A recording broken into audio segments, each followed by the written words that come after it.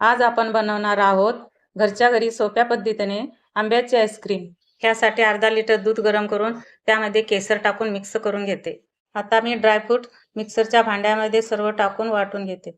आता वाटलेल्या ड्रायफ्रूटमध्ये थोडंसं दूध टाकून मिक्स करून घेते। आता हे मिश्रण गरम दुधामध्ये टाकून मिक्स करून घेते।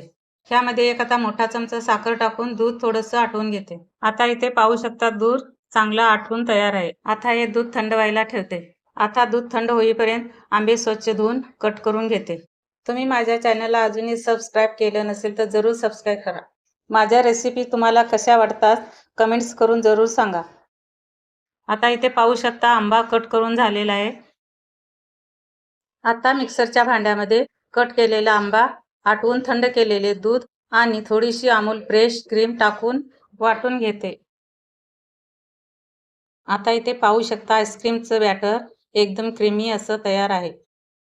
आता आईस्क्रीम सेट करण्यासाठी छोटे मटके स्वच्छ मी धुवून घेते। आता ह्या मटक्यांमध्ये आईस्क्रीमचे मिश्रण टाकून घेते। आता वरून सजावटीसाठी काजू, पिस्ता आणि केसर टाकून घेते। आता फॉइल पेपरने कव्हर करून घेते। आता आईस्क्रीम सेट होण्यासाठी 7 ते 8 तास फ्रीजरमध्ये ठेवून देते। आता शिल्लक राहिलेले बॅटर पण एका डब्यात काढून घेते। आता आंब्याचा सीझन आहे, बाहेर पण कडक ऊन आहे। अशीच थंडगार आईस्क्रीम किंवा आंब्यापासून वेगवेगळे रेसिपी तुम्ही घरच्या घरी बनवू शकता। ह्या डब्याला पण कव्हर करून फ्रीजरमध्ये 7 ते 8 तासासाठी ठेवून देते।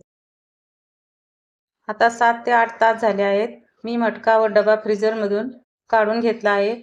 आता इथे पाहू शकता आपली आईस्क्रीम पण सेट झाली आहे। मी बनवलेली आईस्क्रीम तुम्हाला कशी वाटली हे मला कमेंट्समधून जरूर सांगा आणि माझ्या चॅनलला नक्की फॉलो करा। चला आता नंतर भेटूया पुढच्या एका नवीन रेसिपीमध्ये।